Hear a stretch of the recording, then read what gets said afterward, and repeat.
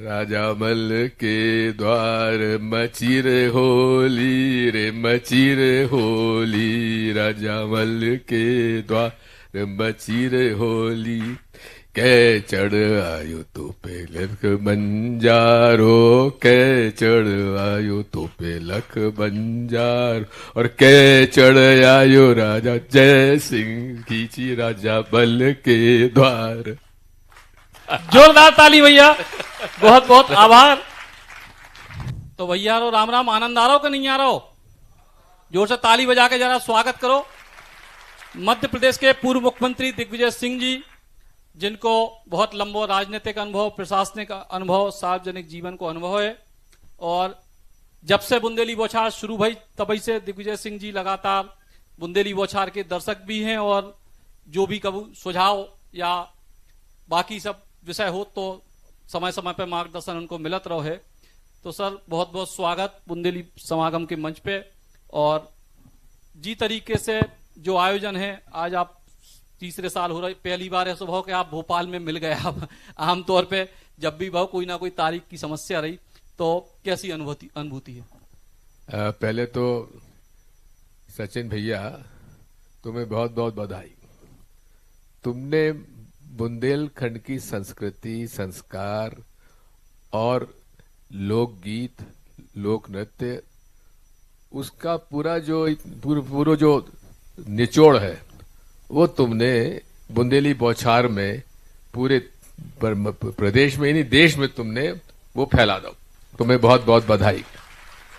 ये सचिन भैया जब हमारे से आके मिलत थे अपने पत्रकार के रूप में, तो हमारी बात यही हो जाती, क्योंकि अब बात यह है कि बुंदेलखंड की सीमाएं कौन कौन सी हैं। या भी ये भी एक विवाद का विषय होता कि आखिर बुंदेलखंड की सीमाएं कहाँ कहाँ हैं, बुंदेलखंड कहाँ कहाँ बोली जात है। और बुंदेलखंड के बोलवे में भी जो बुंदेलखंडी झांसी में बोली जात है वो तुम्हारे पन्ना में नहीं बोली जात है, अलग अलग डायलेक्ट के साथ बोली जात है। इसी प्रकार कई जगह राम राम बोलते हैं, बोलते हैं। हमारे यहाँ जय राघव जी की बोलते हैं, जय कृष्ण की जी बोलते हैं। अलग अलग जगह पर बुंदेलखंड, जैसे अब ठाकुरन में हम जा रहे मुद्रा पहुंचे, तो ये बात यह है जिससे कि बुंदेलखंड के कौन कौन से इलाके में, अब जैसे जबलपुर के आसपास है वो महाकौशल कहलाते, लेकिन महाकौशल कहला जरूर है, लेकिन वहां भाषा बुंदेलखंडी बोली जाती। और यही तरीके से आप रायसेन तक आ जाओ, उदयपुरा, या पूरे इलाके में आप चले जाओ तो बुंदेलखंडी भाषा बोली जाती। बात यही है कि बुंदेलखंड का जो भौगोलिक सीमाएं हैं वो परिभाषित नहीं है, लेकिन बोली जो है वो उस बात से, अब जैसे बुंदेलखंडी भाषा और ब्रज भाषा दोनों में मेल खात है। अब यही बात है कि जैसा कि पूरे देश में आप हर 50-100 किलोमीटर पर भाषा बदल जाते हैं। और यहाँ को हमें अनुभव, जब भारत जोड़ो यात्रा भई तो कन्याकुमारी से चले सो तमिल बोल रहे, जैसे ही केरला के पास पहुंचे तो मलयालम शुरू हो गई, मलयालम से आगे बढ़े तो कन्नड़ शुरू हो गई, फिर बाकी तेलुगु शुरू हो गई, फिर मराठी। इस तरह से जो देश हमारो है ये अनेकता में एकता को स्वरूप है हमारा, और यही सबसे बढ़िया की ताकत भी है। और यहां पर इते भी अपने बुंदेलखंड में भी जिस प्रकार से हमारे बुंदेलखंडी परंपराओं को जिस प्रकार से बढ़ाया जाना चाहिए वो हम लोग नहीं बढ़ा पाए, कहीं ना कहीं कमी रही। लेकिन सचिन ने जिस प्रकार से, अब जैसे एक आजकल जमाना जो है, जो देश में आइडल को चल रहा है, यो आइडल वो आइडल, तो बुंदेली आइडल भी तुमने खड़ो कर दो। अभी ये बात यह है कि बुंदेली आइडल से गायक और कवि ये जो आ रहे हैं, जो लड़की को मेरे अभी सुनो होते बहुत बढ़िया गा रही थी। अब जैसे अब यादव जी जो पिछली बार आइडल बने गए थे उनकी तो हम नहीं सुन पाए, लेकिन या मोड़ी कहेंगे या मोड़ी भी बहुत अच्छा गा रही थी। इसलिए मैं आपसे यही कह रहा हूं मैं आपसे कि भाई सचिन, तुमने जो कुछ किया है बुंदेली संस्कृति, भाषा और संस्कार और हमारी लोक कला को, उसके लिए तुम्हें बहुत बहुत हम बधाई दे रहे हैं। तो बहुत बहुत धन्यवाद। और जी तरीके से मध्य प्रदेश की जो भौगोलिक परिस्थिति है, मध्य प्रदेश जैसे हम हमेशा कहते के जब पूरा भारत की जब पुनर्गठन होगा 1956 में, जो बचे वो मिला के मध्य प्रदेश है। और जब फिर बाद में मध्य प्रदेश की खूबसूरती हो गई कि मध्य प्रदेश की इतनी लोक भाषाएं, इतनी लोक परंपराएं, तो ये भी एक मध्य प्रदेश की खूबसूरती में चार चांद बुंदेली लगाती। बिल्कुल बिल्कुल, आप समझ लें कि जब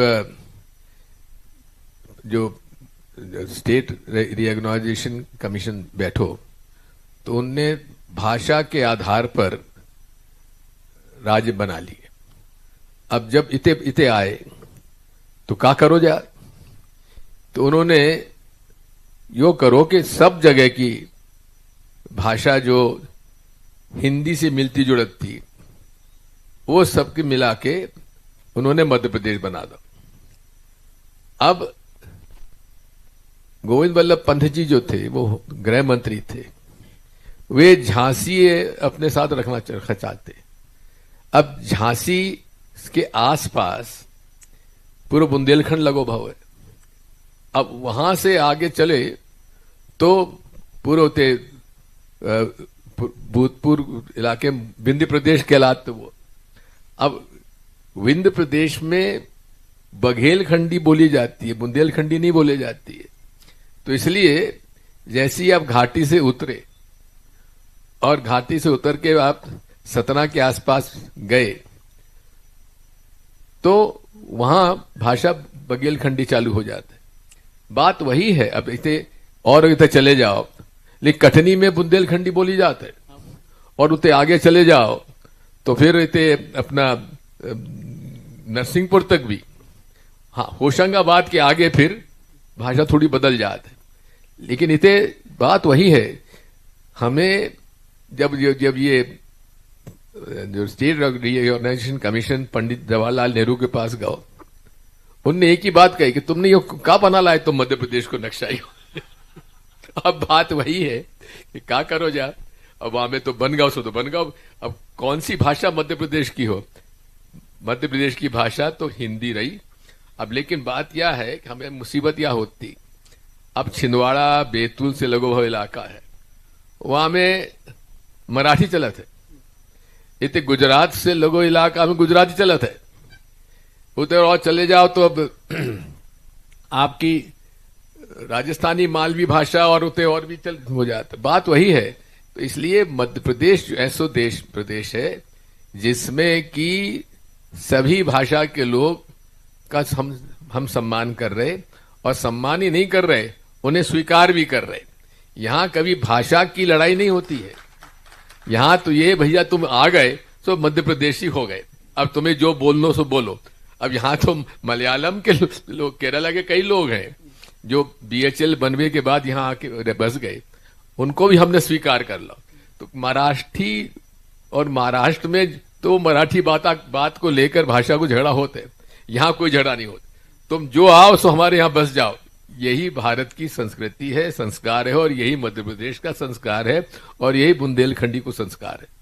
तो जो ही बुंदेलखंडी को संस्कार हो, यही वजह से आमतौर पे जैसे राय साहब कह रहे हैं कि बुंदेलखंड की सीमाओं को लेकर, तो पहले एक मान्यता आती कि जिते जिते हरदौल को चबूतरा है, लाला हरदौल को, वो बुंदेलखंड है। और अब अपन ने नौ कर दो, जिते जिते बुंदेली बोछार को दर्शक है वो पूरा बुंदेलखंड। क्या कि आप जहां बौछार पहुंच गई सो बुंदेलखंड। और क्या कि राय साहब एक बहुत महत्वपूर्ण बात जैसे आपने कही कि मध्य प्रदेश में जो आगा उन्हीं की संस्कृति को स्वीकार कर लो।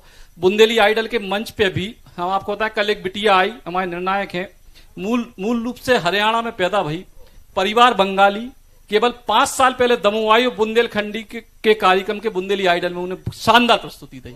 बहुत बहुत बधाई बधाई बधाई भाई। यही बात है। देखिए बात यही है, लोग बात कितनी कोशिश कर ले, हमारी बात मानो, हमारी बात मानो, लेकिन हमारी जो देश की इतिहास है और सनातनी परंपरा है, ये हर विचार धारा, हर धर्म को स्वीकार करने वाली है। इसलिए बात वही है कि वही आज इस देश की शक्ति भी है। इसलिए जो बांटने की कोशिश करें भैया, वे भारत के हित में नहीं कर रहे। और ये वास्ते हमारी थोड़ी बहुत जो लड़ाई होत है यहाँ तो जो भी आव है, जो नागरिक बनेगा वो भारतीय होगा, जो जहां पैदा होगा सो हमारे भारत को एक नागरिक होगा। और लेकिन इतना जरूर है कि जहां घर की भाषा है वो उसको तो वह पूरा सम्मान करना चाहिए।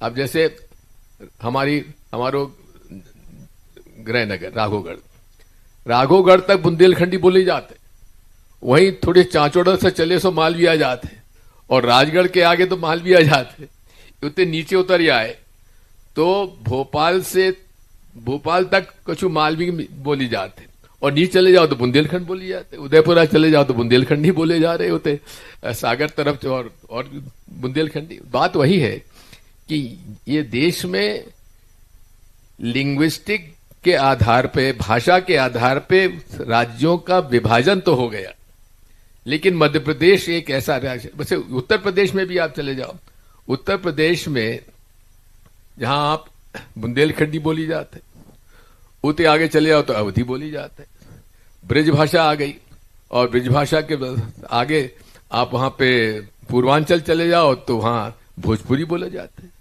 मगधी बोली जाते।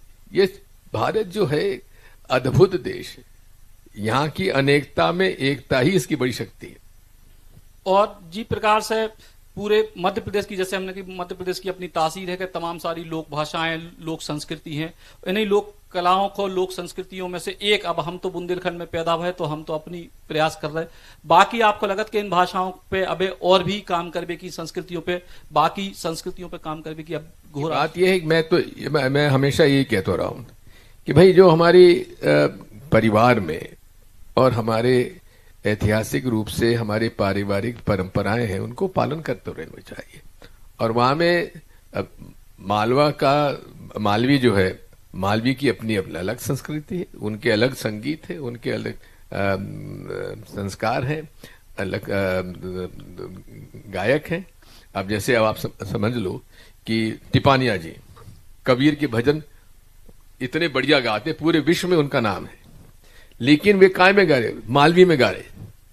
यही तरीके से हमारे बुंदेलखंड में भी जब कबीर के गीत गाए जाते तो वे भी बुंदेलखंडी टिंजमों में आ जाते।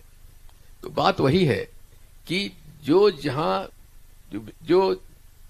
बोल लिखे जाते वो चाहे किसी भाषा में लिख लो, लेकिन जब बातचीत में, बोलचाल में और गीत में उसको कैसे उनको आप स्वरूप दो, ये वहां के लोगों, वहां उस इलाके की परंपरा और उस इलाके की जो बोलचाल है उसको उसमें समावेश करने का पूरा प्रयास करना चाहिए। और जी प्रकार से भाषाओं को विवाद देश में कई जगह चल रहा हो, साउथ में भी है, फिर महाराष्ट्र में भी है, ई को भी तोड़ का वही है कि आप स्थानीय बोलियन को प्राथमिकता दें और हिंदी अंग्रेजी को आप मान्यता दें। बिल्कुल बिल्कुल सही है, यही है। क्योंकि आज मुसीबत यह हो गई कि अंग्रेजी जो है ये इंटरनेशनल लैंग्वेज हो गई। अब उस भाषा को, अब आप लोग बात करते हिंदी पढ़ाओ, हम हिंदी के विरोधी थोड़ी ना है, हम खुद हिंदी भाषी हैं, लेकिन आज इंटरनेशनल भाषा जो है और जो प्रोफेशनल भाषा है वह अंग्रेजी हो गई।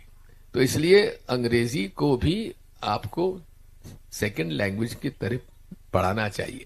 और मैं हमेशा से इस बात का कहता रहा, मेरी आलोचना भी कई बार इस मामले में हुई है, लेकिन प्राइमरी शाला से ही अंग्रेजी शब्द, अंग्रेजी भाषा को पढ़ाना चाहिए और उनके बच्चों को पढ़ाना चाहिए।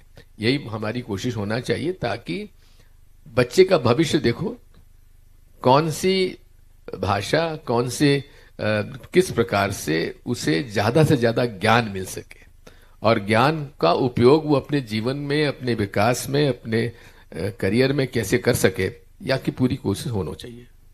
यही से हम भी बहुत सारे हमारे दर्शक, कई बार हम कोई अपने बच्चों की वीडियो डालत तो हमसे कहते कि जो भैया बुंदेली में तो हम उनको कहते कि बुंदेली वे पूरी सीखी हैं, हिंदी उनको आउट है, अंग्रेजी वे पढ़ रही हैं और फ्रेंच की उनको जानकारी है।